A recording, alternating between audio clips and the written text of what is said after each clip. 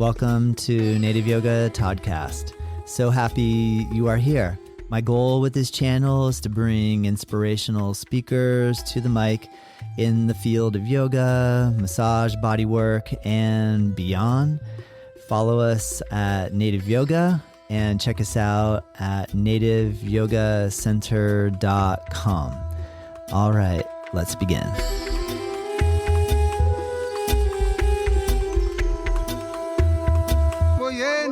Hello, welcome to Native Yoga Toddcast. And today I am so happy to bring you Flor Villazan. Follow Flor on Instagram, FLOR_Yogini_Durga_Om. Click the link in the description, give her a follow, put a little heart, put your finger on that little heart button, and then write a little comment down in there and tell her hello. Say, hi, Flor. I got a chance to listen to you on Native Yoga Toddcast, and it was really fun. I liked it. And we love that sort of feedback. If you enjoy this episode and any of the episodes, any sort of feedback and communication is greatly appreciated by both myself and our wonderful guest. And I'm so happy you are here. Thank you for all of your support over the years. And I'm honored to have this opportunity to bring to you Flor Villazan. Let's begin. I'm so delighted to have this chance to sit down and speak with Flor Villazan. Flor, thank you so much for joining me. How is your day going? Hi, Todd. Thank you. Thank you so much for having me. Yes. Day is beautiful. Sunny and beautiful. Nice. And I asked you right before I hit record where you are, and you said New York City. So it's a beautiful day in New York. I love hearing that. Yes, I'm in New York, and I live in Long Island. Yes. Wonderful. Yes. Do you teach at the Dharma Yoga Center? No, I don't. I have sub, but not taught like regular teaching. No. Nice. Do you teach on Long Island? Yes. Is there a part? Do you have a studio, or do you teach at a particular studio? I teach in a couple of studios, and I teach in other places, and regular privates and workshops and teacher trainings and stuff. Nice. Yeah. Where are you from originally? I was born in Venezuela, in Caracas, and I've been living in New York for almost 38 years now. Wonderful. Amazing. What drew you to New York originally? Originally, dance. Yeah, I was a dancer like hundreds of years ago at this point. But that's why I came here. I came to study modern dance. I studied in Venezuela, and I came here and continued my dance education for many years. Nice. And then wandered around and found yoga. Nice. Yeah. Did you grow up dancing? A little bit, not too much. I started late, like 19. Yeah. That's late. But I loved it. I always wanted to dance, and finally I was able to join a school of modern dance, and I fell in love with it. It was like I needed to dance. Like I know that that's one of the things that I needed to do. Yeah. So it was beautiful. And then dance led me to New York. I applied to school, and they accepted me, and I came. Nice. Did you end up taking dance into the professional arena, or in terms of like being a paid professional dancer, or was it more of a study and hobby? I did actually, I perform, and it was more like an underground companies, right? Yeah. Sometimes got paid, sometimes did not. I choreographed and I traveled dancing too. Nice. But no, not professional as belong to the main companies of that. Yeah. No. Yeah. But I dance and I enjoy it so much. Yeah. Nice. Do you still dance for fun? For fun, yes. And And like, what is dancing for fun look like for you? Like putting on music in your home and just letting loose in the kitchen, or um, when you go to parties with friends, or like, I'm just kind of curious. I mean, I like to dance too, but definitely Yeah. not professionally. Mostly just in my kitchen when no one's watching. But I'm curious, like what, you know. Sometimes in the kitchen, All yes. right, all right, Sometimes I do some friends, and sometimes I go on and take a class for yeah. fun, and it's a lot of fun. That's cool. That's amazing. So you'll still just go take a dance class Mhm. and just immerse yourself in somebody else's technique style and enjoy being a student, it sounds like. Oh, yes, eternal student of everything. So it's great. Yeah. Yeah, I'm amazing. always learning something, whether it's, with the body, with joy, with the spirit, whatever it is. And I'm just like, whoa, that rhythm is amazing. So I Yeah, keep dancing. Yeah. yeah. Yes. Very Yeah. cool. Well, then I'm super curious what your first yoga experience was. Mm. So when I, entered the yoga community and the yoga world, uh, I didn't know anything about yoga, and I took a class at a gym that was a great teacher, and we're still friends. It was like a hippie yoga class with and it was fun. And for me, it was like, oh wow, this is like dancing, and at the same time, I Yeah. didn't know what else was happening with the postures and that, but I I loved her class, and I guess I had a spiritual experience at the Shavasana. And the Uh, next time I asked her, minutes later, I asked her, is yoga something that you can study? And she said, yes. Do you want to study yoga? And I say, sure. I think so. I don't know. And she wrote in a little piece of paper, Dharma Mitra. So, and she said, go home and Google him. So I did that. And there he was, my whole complete Shavasana experience, Dharma. I did for the yoga class and everything. yeah. So that was my first encounter with yoga. Amazing. What year was that? Do you remember? Yes, that was what year was that? Almost 17 years this October. Nice. So whatever that year was, I don't know. Yeah, very cool. I Yeah, know. Yeah, let's not wreck our brains and try to do math right now. I'm kidding. yeah, I have no idea.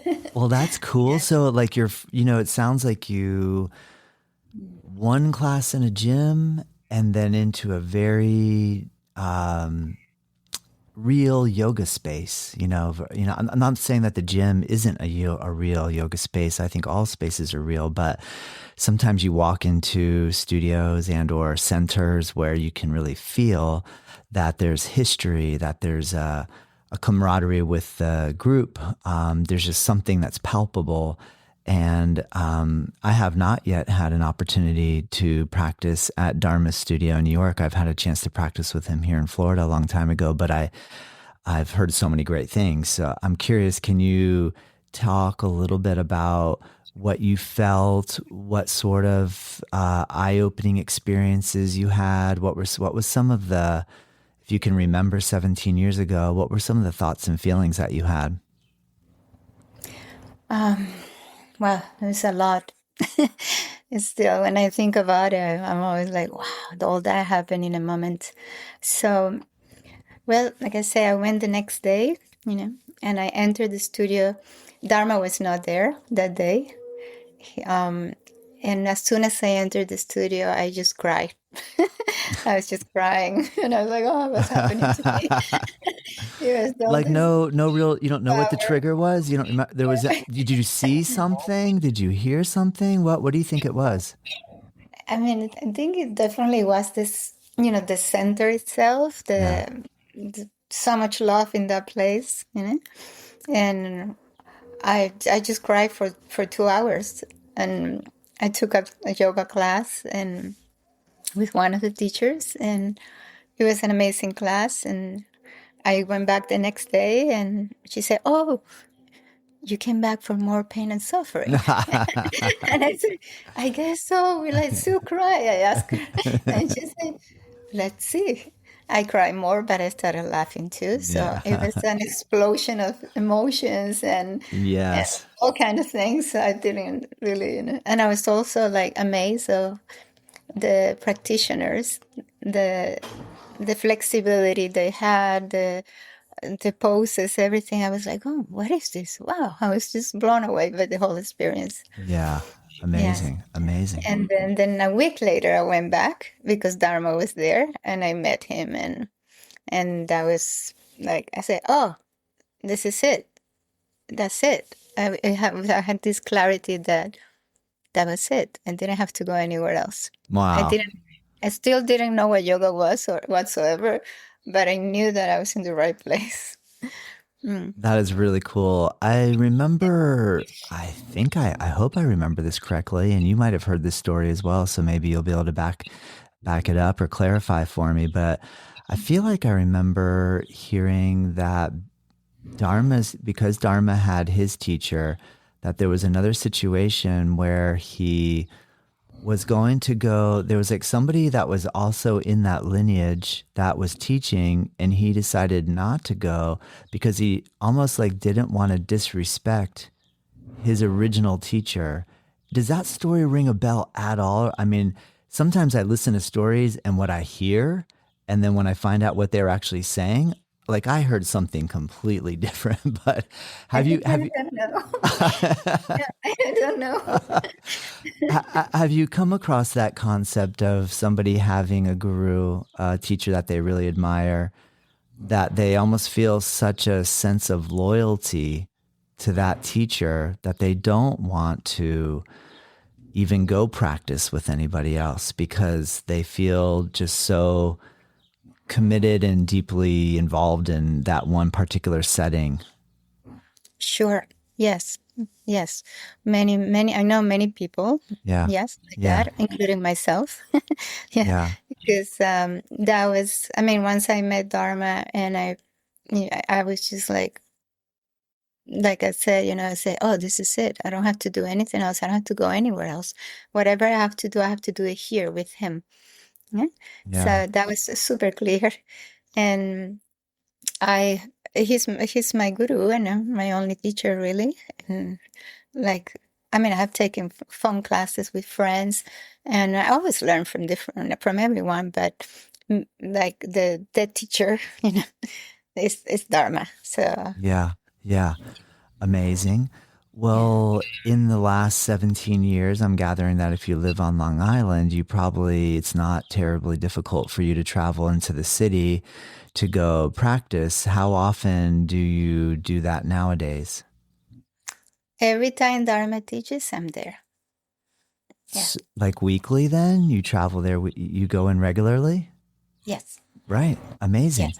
4 days a week for 17 years. Oh, wow. So you still go 4 days. So you still Yeah. how long is it? Mhm. Um, Tell me a little. My dad grew up in Long Island, then he moved here to Florida, so I was born here. So Mm. I've been to New York, but I don't really understand the commute from Long Island into the city. What does that look like for you? How long does that take, and what's your method of getting in and out? Yeah, I'm in Long Beach, Uh huh. and so I take the train, and it's 1 hour.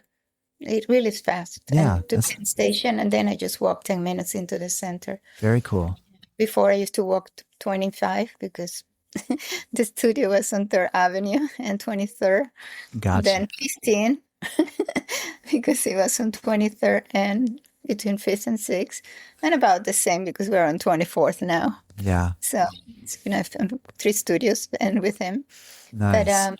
yeah, it's like, I mean, if I'm not in New York, I'm somewhere else, it's okay. But if Yeah, I'm here, yeah, it's when you know that, oh, this is the best place that I need to be, yeah, and it's perfect that time. And if it helped me, of course, with discipline, a lot of discipline with myself by committing, yeah, just by committing to everything else. yeah. And yeah, it's just, for me, it's effortless.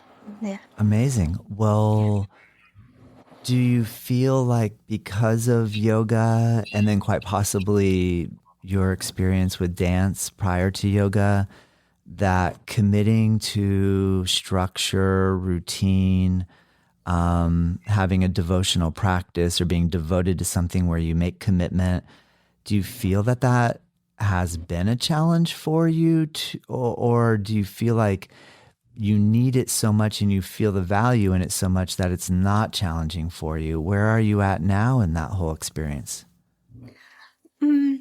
Well, with dance, in dance there is always competition, no matter what. Yeah, but I never had the, the feeling that I needed to compete to dance, because I just always did it for fun. I really did. And then it became something that, I'm actually, I can choreograph, I can do this. And I created, and it was beautiful, to share that and to dance with other people. But there was always, that turn wasn't good or whatever, right? Or your split is not good enough or whatever, blah, blah, blah, blah. So it was always this side. But with the poses, with yoga, that is completely the opposite, right? So for me, it has been not difficult at all to be there. Of course, going through the process of the body, the purification with the asana and the whole thing, yes, and the mind, right? But not difficult. Yeah, No. amazing. No, it's completely the opposite. It have helped me in everything else. Yes. That's cool. Do you have students that you see that you think would benefit if they became a little bit more disciplined? Yes. Yeah, that was the easy Like one all to of answer. us. Like all of us. Like all of us. Yeah, good point. Yes. Good point. Good Yes. point. Yes. Yeah, Yes. I hear you. I hear you. What really lights you up these days in relation to yoga? Like I was able to go through your Instagram feed and it looks like you play guitar and harmonium, so that you enjoy music and kirtan and bhakti. Can you talk a little bit about that and how that became something that became passionate about? Sure. So,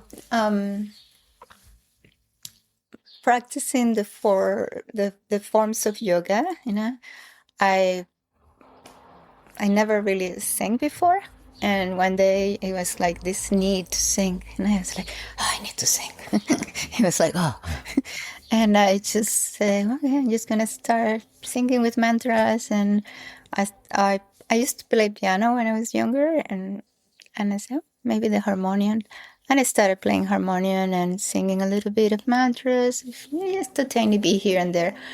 And then it just happened that I started singing more, and I love it. It's very, just of course, very devotional.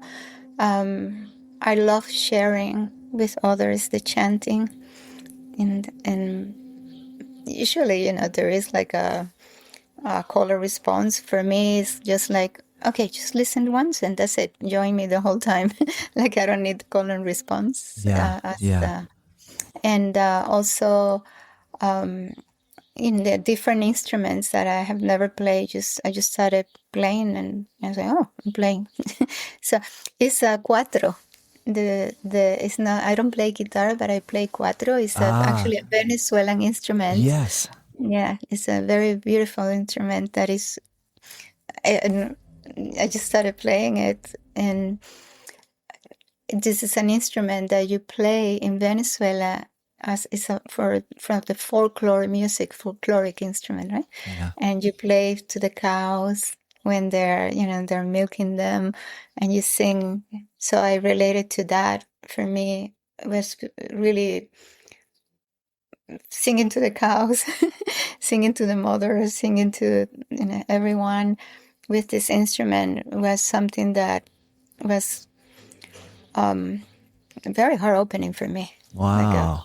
Yeah, from the even the mantras, because I don't go too deep into the classical ragas or mantras, too much. It just comes to me in the different tunes, but the mantras come in Sanskrit, others come in English, other comes in Spanish. So a little bit of everything gets in there. Amazing. Amazing. What a great concept to, if I'm a farmer, to go out into the field with my cattle and sing to them. I mean, and I've heard of people playing classical music or music in general for their plants. And I read a book called The Secret Life of Plants, where these scientists like studied plant physiology and put music and hook up a little electrodes to the plants, and they had a way of measuring the vascular energy through the leaves, and they could pick up that, like, if you took a flame and you brought it close to the plant, they could pick up some sort of excitement, almost as if like plants have feelings, or could feel fear, or have some sort of vibratory shift if there was perceived danger. So then I guess, I don't know, in our modern culture, I don't really feel like we think that if we went out and sang to the birds, I don't know, like in the morning, like, you know, if you hear birds singing and you went out there and played guitar, that I'm going to consciously sing to the birds. What a great idea. That sounds really fun to me. That sounds like a really great idea. It's amazing, I tell you. What have you picked up on in relation to animal communication in the process of getting involved in that? Have you ever had some intuition that there is a communication process happening? Absolutely. I had an experience in Switzerland. I was playing with a friend under this beautiful tree in the mountains, and we were just playing, actually, the Loka Samasta Sukino Babantu. He was playing guitar, and I'm playing the cuatro, and we get into the rhythm. And here comes this little bird. He sits there and he starts going with our rhythm. It's actually on Instagram. I have to send it to you. I saw that. So he joined. Yeah. No way. I didn't amazing. study it close enough, but I saw the first part of it and I thought, oh, it looks like they're in Italy. And then when I tried to read the comments below, it looked like maybe the description was written in Italian. Are you Italian? No. Okay, maybe I'm wrong. Maybe it was in Spanish. I mean, have you ever written any of your captions in Italian?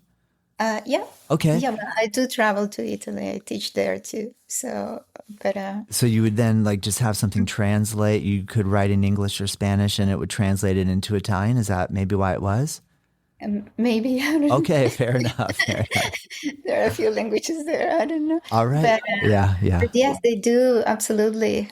My dog, I had a dog up to January, and as soon as I was playing piano, he would come sit under my feet between the pedals always, and look at me when I started, and I was like, okay, here we go. And he's like, ooh. And he's there, no matter what. He was just there. Yeah. And as soon as I stopped, he would come up like, why are you stopping? Yeah. Yes, and say, okay, I'll be back. Yes. Very, very much. Yeah. But what I was telling you about singing to the cows. So in Venezuela, in the plains of Venezuela, you know, the farmers, they have the cattle, it's traditional to bring the cuatro and sing to them, while another person milks them, right? And the songs are called tonadas, and they're really beautiful. And the cows relax the milk because they do it by hand. Right? Yeah. The milk comes out, they're so relaxed, and they actually answer back, they sing also. Wow. Yeah. And it's all the time. I hear you. It makes perfect logical sense. I just, I guess I haven't contemplated that in a while. I did have an experience in Western Australia where I met this kid that had grown up at Uluru, at what used to be called Ayers Rock, but is now termed Uluru, in the middle of Australia. He grew up in an Aboriginal or Indigenous community, and he learned how to play didgeridoo. And when he left the community, he had come and he's like, I can call animals in with my didgeridoo. And I said, oh, really? Oh, okay. And he would specifically say, all right, kookaburra. And he would play a certain sound, and lo and behold, a kookaburra came in. So I'm like, well, wait, there's a lot of kookaburras around here. So, that could be coincidence, right? And then he goes for a different call, and a little bobtail lizard, one of the Aussie style lizards, came walking in, and he would say, I'm calling this now. And it would happen, and it blew my mind, and it kind of made me think, like, whoa, that's wild. That's so cool to think about animal communication through those different sort of sound vibrations, and just even the thought of like maybe putting the intention in there. Maybe there must be specific calls, but I love hearing this. I just think that's so fascinating. Yeah, they're very receptive and to sounds, to words, Yeah. And of course, when we express them with love, they know, they come right away. Yeah. In Switzerland, I also had an experience with sheep. They were all everywhere, and I come to the fence. I was with a friend, and we were listening to a mantra when we were walking in the mountains, and I let the mantra play. I didn't stop in the phone, right? And one of them went like, and all of a sudden, they all came, and they were hanging out with us with the phone. I just said, okay, it's the mantra, I said. Interesting. Wow. Yeah. They were so curious, huh? They were all so curious. Very curious, very curious. And then we started singing the mantra, and yeah. And one day I went to a place in Switzerland too, where they had some cows, a couple of them indoors, right? And the conditions were not the best, right? Not at all. So I say, I want to get in there. My friend say, it's a little disturbing. And I say, it doesn't matter. I want to see the cows. So I went, and they were afraid, very afraid to get close to us. So they finally came. And as soon as they came, we put our hands like this in them, and we just chant to them. And they were just resting with their eyes closed in our hands, like, wow. Oh, yeah. Wow. Yeah, it's definitely, they're sensitive, right? They're Yeah. brothers and sisters. Oh man, that's so cool, Flor. I love hearing that. How much of it do you, when you're singing, do you put some sort of vision in your mind? Do you try to cultivate a feeling of love, that when you are in a state of feeling love, that you try to recreate that feeling in your body, and you feel like that is transmitted through your voice? How would you explain that whole thing that sometimes feels like it happens? Because the music just carries so much emotion. I can remember, like, the way you were explaining the story of the first time that you went into Dharma studio and you just started crying, like you don't even know why is that even coming in here? What is that? And like, sometimes I'll think of it like when that's happened to me in the past, where I have a lot of anticipation about the experience, and it can trigger some sort of emotive response when that gate is opened. And then sometimes I don't really have an anticipatory feeling in my body, and it just happens. So I guess I'd love to just keep hearing from your side how you could put into words some of these things that you've picked up on through your yoga journey.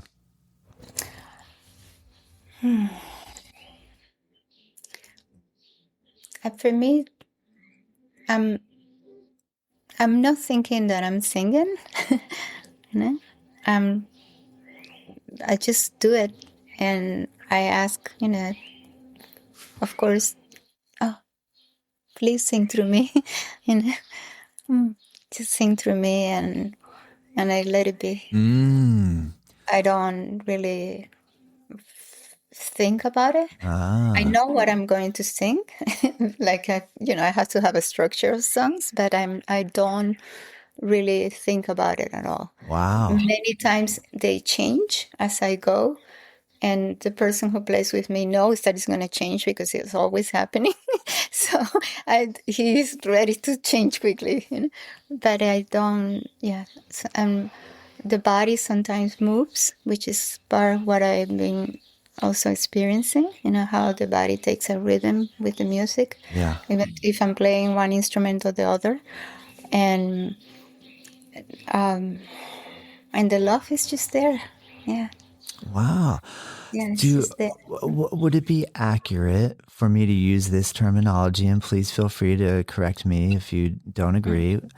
That I recently, well, I guess I've come across channeled texts before. This idea that where an author will say, "I didn't write that. Like it came into me and I just wrote that. And that's not me. I didn't premeditate this." And so, and it sounds to me a little almost like you're taking more of a channeled approach, like an intermediary approach where you're not constructing it ahead of time in your mind and that you're just like letting it flow through you on a very natural level. Does that, am I understanding you correctly? Yes, Yeah. that's pretty much what it is. Yeah, Cool. Cool. that's how it actually started. Wow. Yeah, I it just came to me one day. I was doing a workshop, and I invited a friend to play the hand drum, and I was sitting next to him, guiding a yoga nidra and a little bit of hand drum, and all of a sudden, this just came out, like oh, and I started singing, and that actually we recorded that song a couple of years later, and that was the beginning. I said, okay, this may happen again. I said, I have a feeling that this may happen again, and that's how it started. Yeah. Wow, Flor, that's really cool. Thank you So so much. I know it may be personal to talk about, but I really appreciate you being open to kind of explaining that. Have you ever met up with any skepticism in your own mind, any doubt, any, like sometimes when I play music in front of people, it puts a different pressure than if I play in the quiet of my room where no one's there, and so and I notice too, sometimes like if I'm in the, here in my studio, and if I practice and nobody's in the room, and then I give keys to all the students so they can just come in whenever they want, and someone will walk in and my practice will shift. Like the awareness that somebody else is there it makes sense because there's a new energy in the room, right? There's a whole nother thing. So it makes sense that that would be some sort of merging, and through that merging, there'd be some sort of something happens. And so I'm curious how when you sing alone versus when you're around people or even animals for that matter, does it change it for you? Do you have something in your mind that goes, "Uh-oh, now I'm around people," or now I should perform? And if not, how do you get over that? How have you been able to work through that? when I do it alone, of course, it's very easy and very comfortable, to the point that I'm like, okay, now I'm going to take a rest, and then I come back, and kind of like, no, I didn't practice enough, so I go back, right? I don't practice much, but when I do, I try to be steady with, okay, let me complete with this, that it came, and now I complete it. But when I'm with people, it's like, I know what you're asking, but it's a very interesting feeling, because it's not, I am definitely not performing. There is a whole different aspect to it for me. Maybe because I did, perform when I was dancing, and this is a whole different thing. For me, it's not something that I know that I'm being used to sing, to share, and that's it. Yeah? Um, Last year, I think it was last year or the year before, I don't remember. I, we actually went to Rome, and we had a concert in a theater, my friend and I, and that was a little scary because it was a theater. It was not a yoga studio or a friend's house or outdoors. And I was like, oh, I think there's a lot of people here, you know. I was like, okay, I guess I'm performing. And then I say, no. And I just close my eyes for a moment, and I say, no, it's the same. You're singing to God and everyone. That's it. No worries. And then I was like, oh, okay. and it took over, this freedom, nothing else, not the door with this, and that was it. But that was the only time that I actually felt something like, Yeah. the rest that Yeah. I don't see difference. It's devotion, and it's just Yeah. love, whatever comes. Amazing. Yeah. What other aspects of yoga, and then I know we could probably both agree that once well, let me ask you, do you think that everything is yoga? Like once you practice yoga long enough, you start to see everything has the potential for it to feel as if it's a part of my practice. Yes, absolutely. Everything is yoga. So Yes. then are there what other activities and or practices do you also take this similar approach to getting out of the way of feeling like it's you, like your Flor is doing this, as opposed to this is an energy that's just kind of moving through me and it's not me, so to speak, like my name, my occupation, my age, my gender, my all that kind of stuff. Are there other things that you Yes. try to get into that sort of space with? Stay with us. We'll be right back. I really hope that you're enjoying this episode, and I just wanted to take a moment to announce a course that I'm really excited to release. It's a free course, and it's called 8 in 8, Learn 8 Limb Yoga in 8 Days. My goal is to help coach you along in the Ashtanga yoga practice in a way where we take just the sun salutations, the fundamental asanas, and the final breathing poses, break it down with some philosophy videos as well, explaining the 8 limbs of Ashtanga yoga in a very easy to use, friendly course that is totally free. Click the link below, check it out. Let me know what you think. All right, let's get back to the episode. Sure. Well, at this point, pretty much everything. Okay. All right. Because, yeah, Yes. because it's like, okay, yeah, everything is yoga. So there is not really one or the other that is not a part. Right? So I'm a mother of 2. They're grown up, They don't live with me neither. Everybody's responsible now. And so when I see my children, it's like, we treat each other like, of course, I'm mother and everything, but there is this relationship with them that is through yoga, meaning I'm serving you as not only a mother, right? Like the mother is my title, let's say, but beyond this, I'm serving you. And everything, really everything else. I don't. Yeah.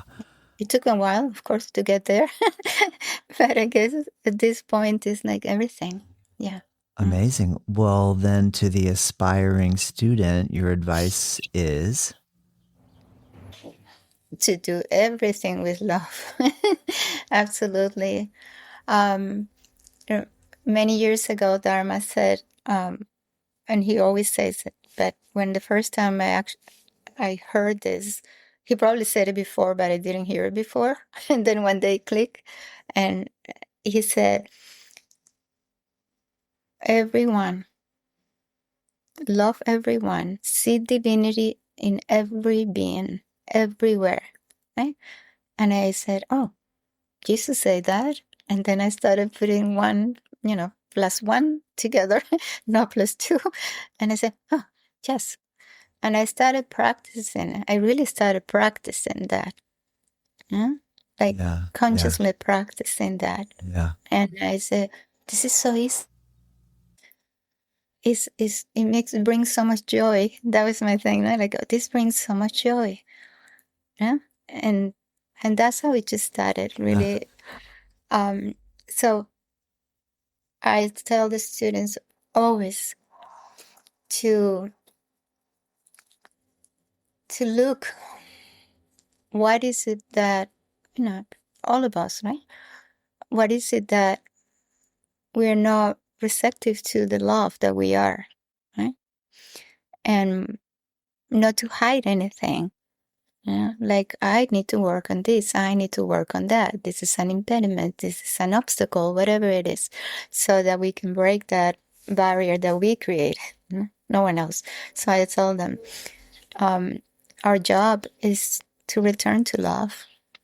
We come from love, we go back to love. So this is the only thing that we have to do Yes. to become love. So this is my constant saying, which is what I have learned, through with Dharma, to remember that and to embody that, right?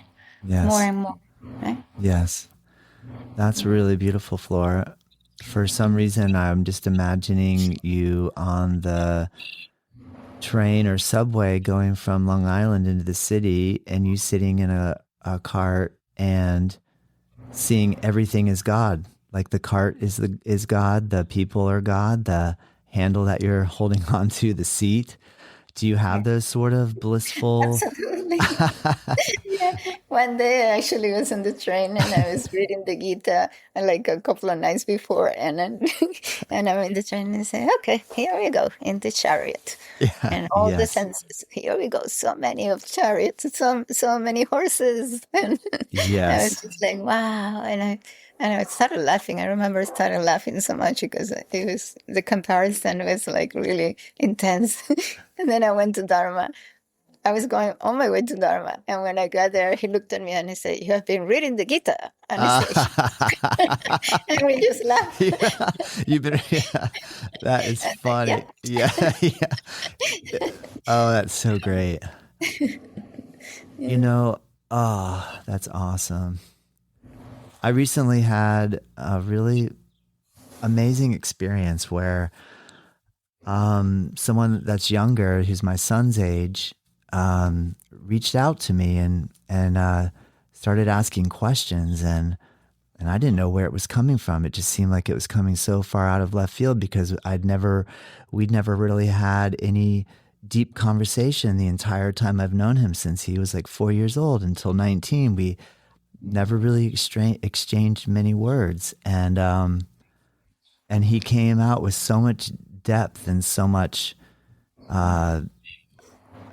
deep inquiry that it kind of shocked me a little. I was like, where's this coming from all of a sudden? And he was having a quandary with the good people and the bad people in the world, like just having a wrestling with where I wrestle with that stuff all the time. So I was like, wow, I have another friend here to we can wrestle together with these ideas. And I brought up the Bhagavad Gita, and I was trying to explain to him a little this idea of Arjuna looking across the battlefield and seeing people that he loved and people that he respected and teachers that he had studied with that were now in opposition to him, and that he was being called to hold his truth and go into that battle and be active with it. And I don't know how well or didn't land, but it felt good to have some sort of old story to relate that somehow. I guess the moral of the story and what I was trying to come across with was we just have to do this. We just have to keep living, even though it's so hard. And I understand these questions are so difficult, but I just think all I'm trying to do is just keep living. And I know it'll work out if I just keep living and keep working at it. Can you share any insights that you've gleaned from reading the Bhagavad Gita beyond or even more than what we've already covered? Sure. Well, definitely.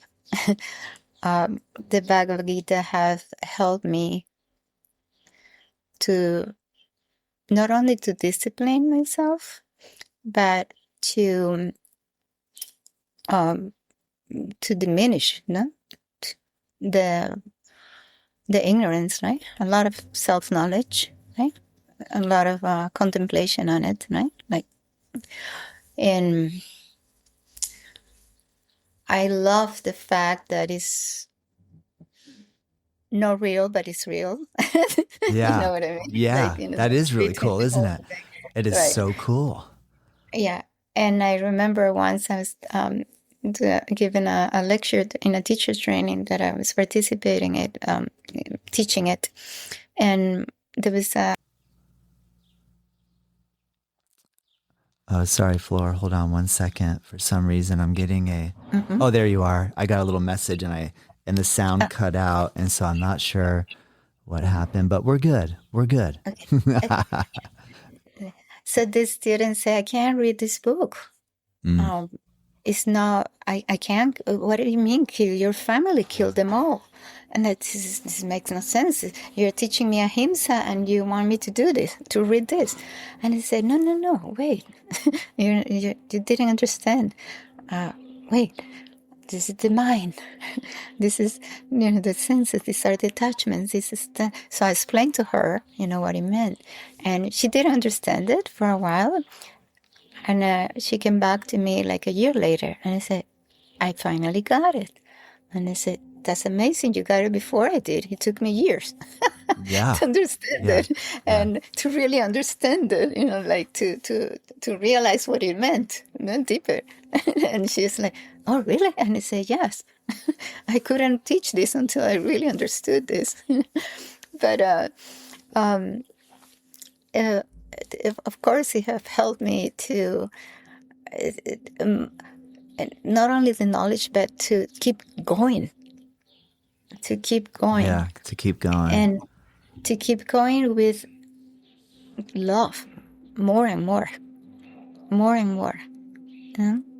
It's like the strongest force, right? Love. So I will picture myself, as Arjuna, riding the chariot, and I would say, oh, I have been in this chariot many times.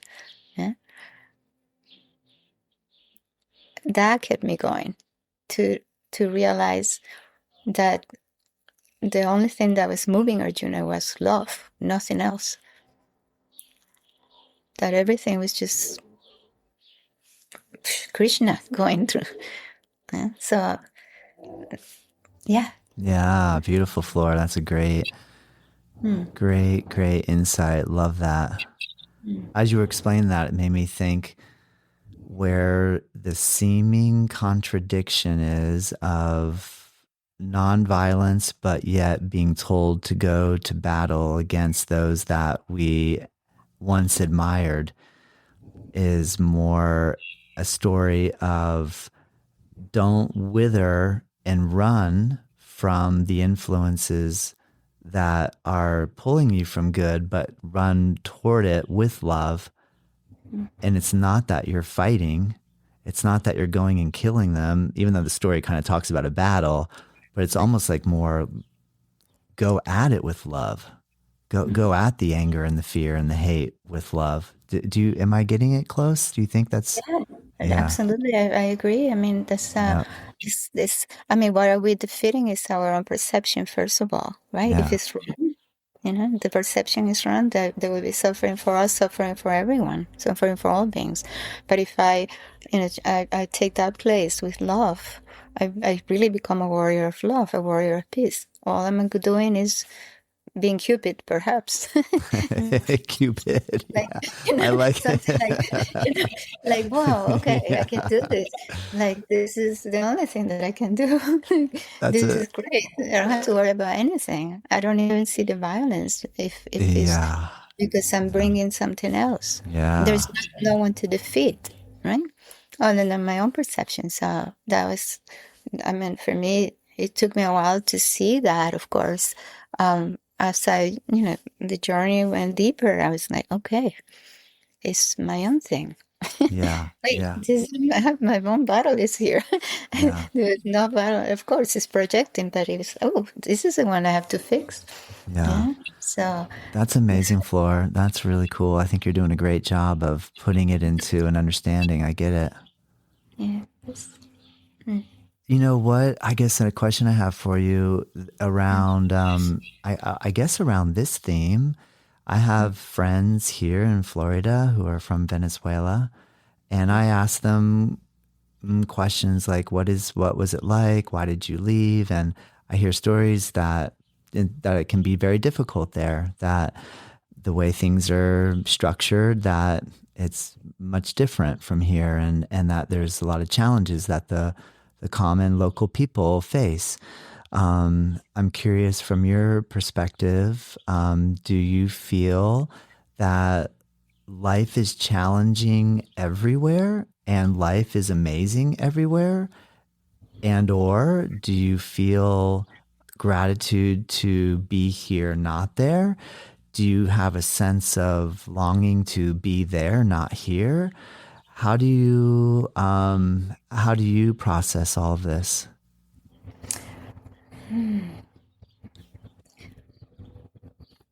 I let's say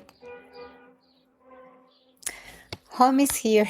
So wherever I am, home is with me. So I don't have a problem being anywhere. I'm good wherever I am. Yeah. Wherever I have to be, I'm okay. There's no problem. As an immigrant, of course, I went through challenges. There are many challenges here in New York. But, I made my way to whatever I made, and I'm happy.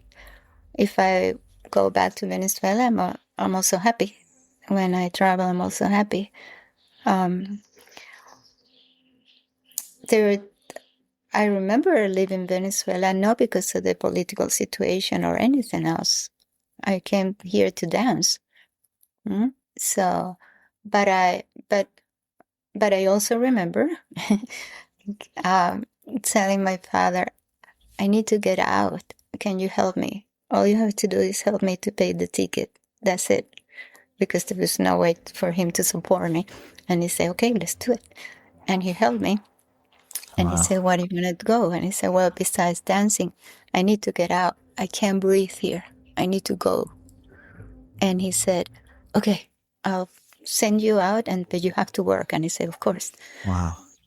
So I think, we humans, the nature of the mind, right? When it's not at peace, we're going to have problems wherever we go, because it's the mind. It's not wherever we are.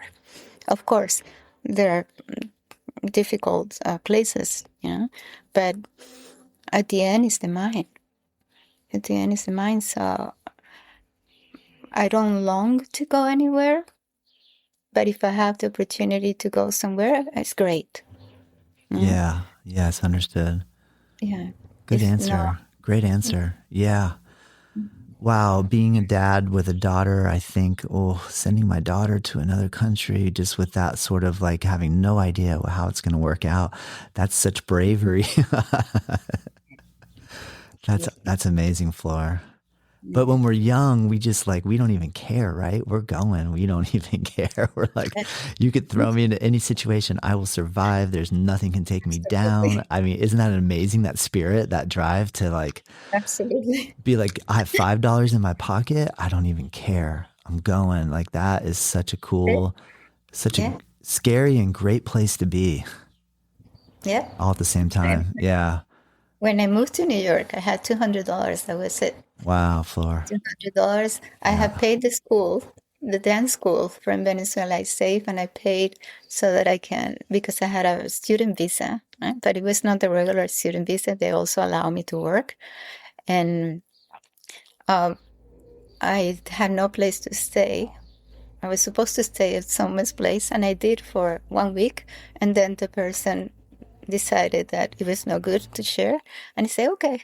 So I rode the subway many nights up and down. Wow. With my suitcase, and then I left it in the dance school, and then little by little I met people, and they helped me, one night here and there. But it was great because I was dancing, so it was not even a struggle to be on the subway, and that was a dangerous subway back then. But I would go up and down. I believe it. And at 8 a.m. I was already showering in the school. Perfect. Yeah. So it was no problem. It's like. Do your if this is too personal, I understand if you don't want to answer, but do your two children, did they inherit your sort of adventurous work ethic, or did you have to really push them and say, look, you guys, I came with $200. I rode the subway. I had nowhere to stay. You can't be entitled and think that you should be given it. I mean, you know what I mean? That classic kind of parent-child speech that we feel like I have to give them sometimes. I'm like, you're so lucky, man. I had to work so hard, that type of thing. How did that evolve for you? No, they're amazing. Yeah.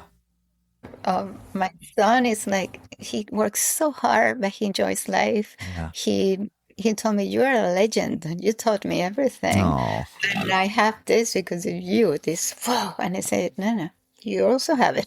yeah. But he's a trooper. He's an amazing guy. He lives in Puerto Rico now, and he's a surfer, and he works like crazy and surfs, and he's happy.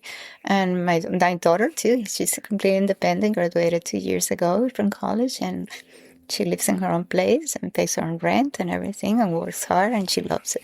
So, of course, I'm always there if they need me, you know. Yeah.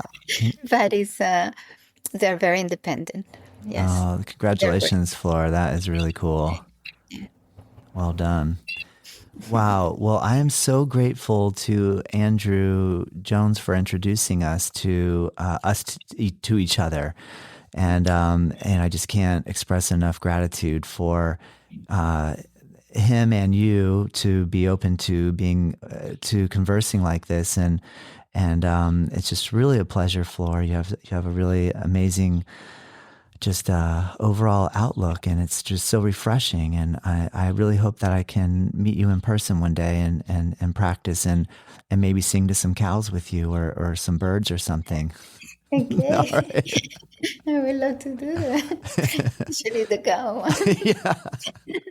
I don't know how many cows we'll see in New York, but maybe maybe I'll have to come visit you out in the countryside somewhere, or maybe we need to start looking at the people on the street as wild animals, and we'll sing for them or something. I don't know. Absolutely. The animal within. That's right. That's right. Now it's been an honor to be here with you, and yes, thank you to Andrew, and thank you. Thank you, Flor. Have a wonderful day. I really appreciate it. You too, Todd. Thank you. Ciao. Native Yoga Toddcast is produced by myself. The theme music is dreamed up by Bryce Allen. If you like this show, let me know. If there's room for improvement, I want to hear that too. We are curious to know what you think and what you want more of, what I can improve. And if you have ideas for future guests or topics, please send us your thoughts to info@Native Yoga Center. You can find us at nativeyogacenter.com. And hey, if you did like this episode, share it with your friends, rate it and review, and join us next time.